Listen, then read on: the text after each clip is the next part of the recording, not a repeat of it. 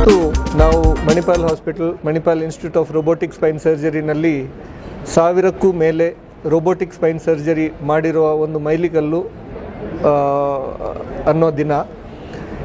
ಇದರಲ್ಲಿ ಇವತ್ತು ನಾವು ಮಾಡಿರುವ ಚಿಕಿತ್ಸೆ, ಕೆಲವರಿಗೆಲ್ಲ ಇತ್ತೀಚೆಗೆ ಮಾಡಿರುವ ಚಿಕಿತ್ಸೆ ಪ್ಲಸ್ 1 ವರ್ಷ 2 ವರ್ಷ ಮುಂಚೆ ಮಾಡಿರುವ ಚಿಕಿತ್ಸೆ ಪೇಷಂಟ್ಸ್ಗಳೆಲ್ಲ ಬಂದು ಇವತ್ತು ಈ ಕಾರ್ಯಕ್ರಮಕ್ಕೆ ಚೆಂದ ಕಾಣಿಸಿಕೊಟ್ಟಿದ್ದಾರೆ. ಇದರಲ್ಲಿ ನಾನು ಹೇಳೋದು, ಎಲ್ಲ ವಯಸ್ಸಿನ ಪೇಷಂಟ್ಸು ಇದ್ದಾರೆ, ಎಲ್ಲ ಕಾಯಿಲೆಯ ಪೇಷಂಟ್ಸು ಇದ್ದಾರೆ. ಇದರಲ್ಲಿ ಅವರು ತಮ್ಮ ತಮ್ಮ ಅನುಭವಗಳನ್ನು ಶೇರ್ ಮಾಡಿಕೊಂಡಿದ್ದಾರೆ.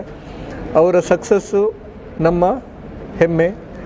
ಇದರಿಂದ ಜನರಿಗೆ ಒಂದೇ ಬೆನಿಫಿಟ್ ಏನಂದರೆ, ಇವತ್ತಿಗೆ ಈ ಟೆಕ್ನಾಲಜಿ ಇದೆ, ಇದರಿಂದ ಸ್ಪೈನ್ ಸರ್ಜರಿ ಸೇಫ್ ಆಗಿದೆ.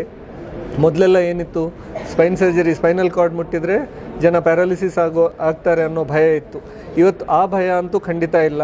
ಹೆಚ್ಚಂದರೆ ಬೇರೆ ಸಣ್ಣ ಪುಟ್ಟ ಕಾಂಪ್ಲಿಕೇಶನ್ಸ್ ಆಗ್ಬೋದು. ಇವಾಗ ಯಾವುದೇ ಗಾಯ ಆದರೂ ಕೆಲವರಿಗೆ ರೆಸಿ ಆಗ್ಬೋದು, ಗಾಯ ಇನ್ಫೆಕ್ಷನ್ ಆಗ್ಬೋದು, ಮತ್ತೆ ಸರ್ಜರಿ ಮಾಡಿ ವಾಪಸ್ಸು ವಾಶ್ ಕೊಟ್ಟು ಕ್ಲೋಸ್ ಮಾಡಬೇಕಾಗ್ಬೋದು. ಇಲ್ಲ ನರಗಳ ಸ್ವೆಲ್ಲಿಂಗಿಂದಾಗಿ ಸ್ವಲ್ಪ ಕಾಲುಗಳಲ್ಲಿ ನಮ್ನೆಸ್ಸು, ವೀಕ್ನೆಸ್ಸು ಬರ್ಬೋದು. ಬಿಟ್ಟರೆ ಪ್ಯಾರಾಲಿಸಿಸ್ ರಿಸ್ಕ್ ಇವತ್ತು ಸ್ಪೈನ್ ಸರ್ಜರಿಯಲ್ಲಿ ಇಲ್ಲ ಅನ್ನೋ ಥರನೇ ಆಗಿದೆ. ಯಾಕಂದರೆ ಈ ರೋಬೋಟಿಕ್ ಟೆಕ್ನಾಲಜಿ ಅನ್ನೋದು ಎಕ್ಯುರೇಟಾಗಿ ಸ್ಪೈನಲ್ ಇನ್ಪ್ಲಾಂಟೇಷನ್, ಇನ್ಸ್ಟ್ರುಮೆಂಟೇಷನನ್ನು ಮಾಡೋದಕ್ಕೆ ನಮಗೊಂದು ಅವಕಾಶ ಮಾಡಿಕೊಟ್ಟಿದೆ.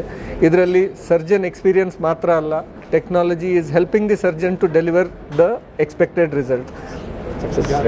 ಸಕ್ಸಸ್ ರೇಟು ಕೆಳಬೆನ್ನಿಗೆ 99.8% ಇದೆ, ಕತ್ತಿಗೆ 98.3% ಸಕ್ಸಸ್ ರೇಟ್ ಆಗಿದೆ. ನಮ್ಮ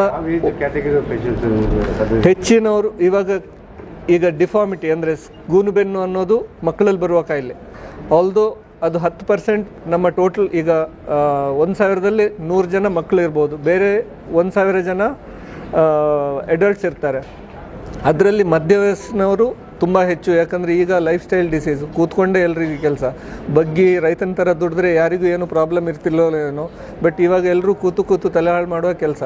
ಸೊ ಅದರಲ್ಲಿ ತುಂಬಾ ಡಿಸ್ಕ್ ರಿಲೇಟೆಡ್ ಪ್ರಾಬ್ಲಮ್, ಡಿಜನ್ರೇಷನ್ ತುಂಬ ಅರ್ಲಿ ಏಜಿಗೆ ಬರ್ತಾ ಇದೆ. ಎಕ್ಸಸೈಸ್ ಅನ್ನೋದು ಕಮ್ಮಿ ಆಗ್ತಾ ಇದೆ.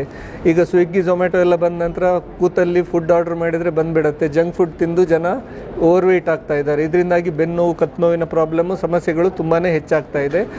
ಎಲ್ರಿಗೂ ಸರ್ಜರಿ ಬೇಕಂತೇಳಿ ಹೇಳೋದಲ್ಲ, ಹೆಚ್ಚಿನವರಿಗೆ ಮಾತ್ರೆಗಳು, ಫಿಸಿಯೋಥೆರಪಿ, ರೆಸ್ಟು, ಇಲ್ಲ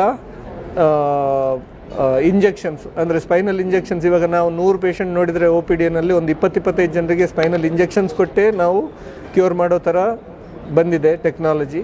ಅದೇ 100ಕ್ಕೆ 5 ಜನರಿಗೆ ಸರ್ಜರಿ ಮಾಡಬೇಕನ್ನೋ ಸಿಚುವೇಶನೂ ಬರ್ತಾ ಇದೆ. ಬಟ್ ಇದರಲ್ಲಿ ಹೆಚ್ಚಿನದ್ದು ಮಿಡ್ಲ್ ಏಜ್ ಪೀಪಲಿಗೆ ಬರ್ತಾ ಇರೋದು. ಆಮೇಲೆ ಎಲ್ಡರ್ಲಿ ಪೀಪಲ್, 60 ಮೇಲೆ ಆವಾಗ ಜನ ಏನೋ ಕಾಲು ಜಾರಿ ಬೀಳೋದು, ಇಲ್ಲ ತಲೆ ಚಕ್ಕರ್ ಬಂದು ಬೀಳೋದು, ಆ ಥರ ಆಗಿ ಫ್ರ್ಯಾಕ್ಚರ್ಗಳಾಗ್ತಾ ಇದ್ದಾವೆ. ಅವರಿಗೆ ಕ್ಯಾನ್ಸರ್ಗಳು ಬಂದು, ಅದು commonest place of spread of cancers is spinal column.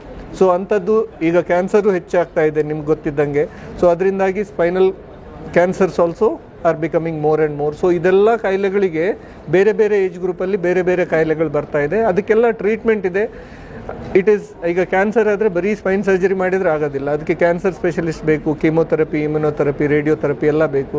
But ಇಂಥ ಮಣಿಪಾಲ್ ಹಾಸ್ಪಿಟಲ್ ಅಂತ ದೊಡ್ಡ ಹಾಸ್ಪಿಟಲ್ಗಳಲ್ಲಿ ಎಲ್ಲವೂ ಒಂದೇ ಕೊಡೆ ಅಡಿ ಎಲ್ಲ ಬ್ರಾಂಚಸ್ಸು ಇದೆ. Best of every speciality is there, and under one roof you have everything covered, and patients will be definitely getting the best out of the whole system. ಅದೇ ಹೇಳಿದಲ್ಲ, ರೋಬೋಟಿಕ್ ಈಗಾದರೆ ರೆಗ್ಯುಲರ್ ಖರ್ಚಿಗಿಂತ 1 ಲಕ್ಷ ಹೆಚ್ಚಾಗುತ್ತೆ.